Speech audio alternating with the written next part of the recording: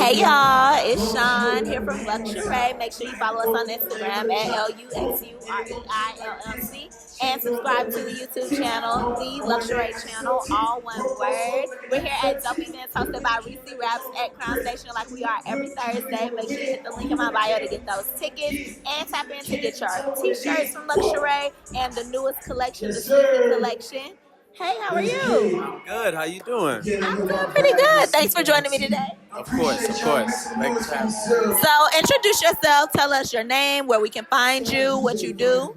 Okay. My name is Nusku Sanders. You can call me Nusku. You can find me on Instagram at Nusku9, Nusku, the number 9. Professionally, I do financial planning, but my passion is music. You know, I've sung all my life. And really how I kind of tie in the two is I really help musicians and artists learn more about how money works so that when they get into the music industry, they don't get duped for their bread or, put in a position where they get to live this great lifestyle, but when it's all over, they end up broke. And so it's a big passion of mine. I think that's a great hybrid, especially with being like an African American man who can relate, who understands, who knows the importance from like a personal perspective. Because we hear a lot about artists like not reading their contracts or not understanding their contracts. Oh my gosh, yeah. And that's been a big deal for a lot of them. Because now it seems like they lose shady when they're trying to get out of these things that don't serve them. Oh yeah. So what's your thought process on that? Do you feel like it's warranted for artists to challenge contracts like that even if they sign them? Definitely. I mean, I think there's two perspectives. I think the first one is, it is business. So once you sign your name, you're really kind of locked into whatever you dealt, with. But I think it's important to have people on your side that you can trust that's really going to look over the paperwork. And I think all artists should look at themselves as their own corporation, their own business.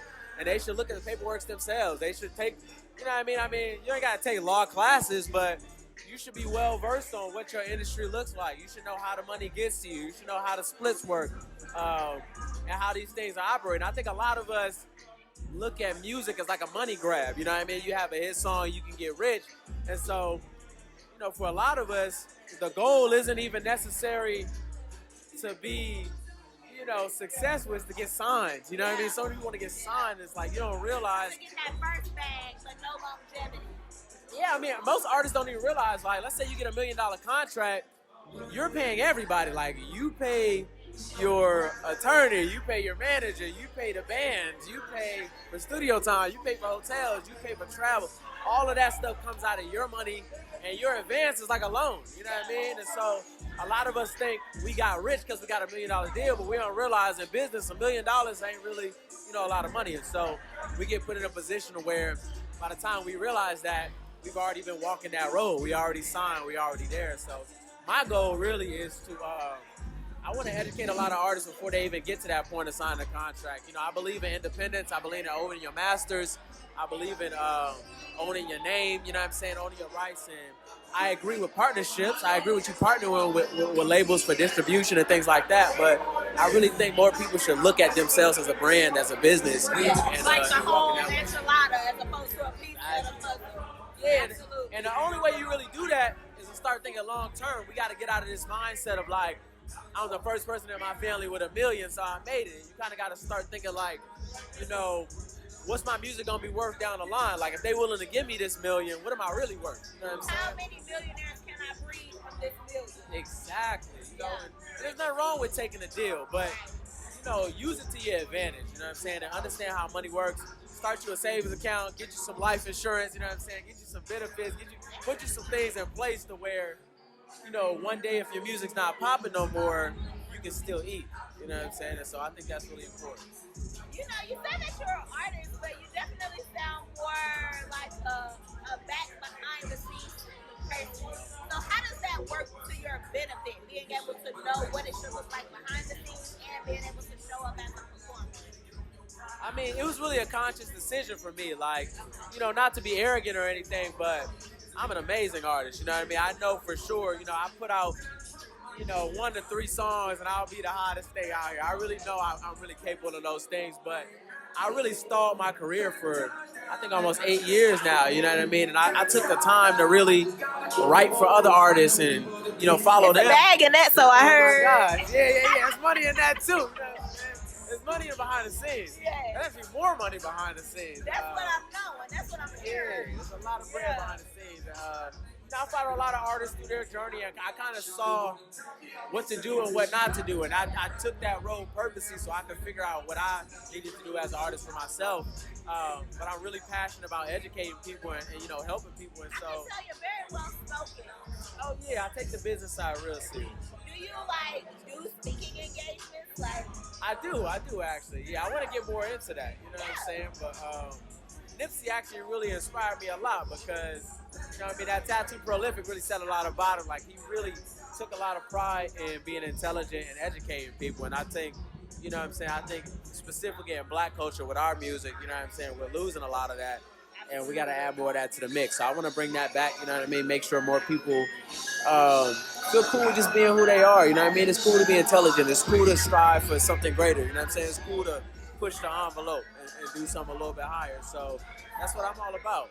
I like that. I love that. And that kind of, so now I have a luxury lingerie brand. Okay. And essentially, the main goal of it is women empowerment, body positivity, and encouraging women to step outside of the box, to take up space, to live out loud. Because I feel like when you embrace those parts of yourself that you might feel are a little bit jagged, you can operate in a authentic, in a true space, in a happy space. So, how do you feel like lingerie empowers women? Lingerie empowers women because, you know, every woman has a right to feel sexy. Every woman has a right to feel like, you know, she got it. You know what I'm saying? And I feel like lingerie is a great way for you to feel empowered in your body without the validation of somebody else. Yeah. You know what I'm saying? It's great to have lingerie for your partner, but you can just put it on, look in the mirror, and know you got it. And it's not about what size you are, your shape, or none of that. It's about, you know, loving yourself who you are and being content with where you're at. You know what I'm saying? And it's nothing wrong with, you know, bettering yourself at all either. You know, I don't really believe in body shaming. I feel like if you want to improve where you at, that's good. If you want to live where you at, that's good too. You want to be slim thick, you want to be real thick, it's all up to you. But the biggest part about it is understanding who you are and accepting that, you know what I'm saying? So I feel like lingerie, specifically for women, especially if you're not there yet to where you love yourself wholeheartedly, it gives you an opportunity to kind of get a preview of where you're trying to go, you know what I mean? I be telling people, like, sometimes the motivation comes from within, but sometimes you gotta get it from the outside. Like, you gotta see, like, oh, I'm fine as fuck. And then you start thinking different, like, okay, maybe I'm gonna do this differently. I'm gonna try to do these things so I can keep feeling this way. And it's not always end up doing it for you. Exactly. You know what I'm saying? Right. And then when specifically with a female lingerie, when a guy come along, you not strutting for him and waiting on his approval. Whether he like it or not, you solid. You know what I mean? And so you can really be what a woman is supposed to be and be the true leader of a household. Because we really know, you know, the man, we put the hammer down and we say certain things, but we always come back to the queen. But women are the cornerstone of society. Cornerstone of society. You know, without y'all, we are nothing. You know what I'm saying? So I think it's very important, more than for their physical, for a woman's mental to love herself. And I think lingerie gives her a great opportunity to do that. I think you're in a great path. Well, thank you so much. Now, you seem very well kept. And we also really promote self-love, self-care, self-healing. So how do you practice self-care as a man? How I practice self-care is like anytime I'm feeling down about anything in my life, I address it. I try not to let things slip. So, you know, if my body's feeling sore, I go get a massage. I don't really overthink it. If my nails are doing bad, I'm not afraid to go get a manicure, pedicure, take care of myself.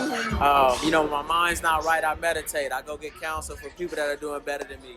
And so, you know, self-care is like the cornerstone of my life. You know what I mean? I feel like every day you should section off at least an hour out of your day to just cater to you. Make sure you good. I agree with that 100%. You know what I'm saying? Yeah, you know what I mean? Even if it's just your shower routine, because that's where I work mine in.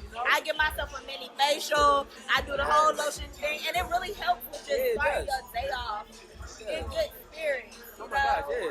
It's the most important part of your day, you know what I'm saying? And I mean, I recommend everybody, even before you develop that personal time outside of the shower, I think everybody should adapt that bathroom time, because that's the most important part of the day. You wake up, you shower, you take care of yourself, and that's the time of the day where, you specifically in the morning, I think that's the most important one.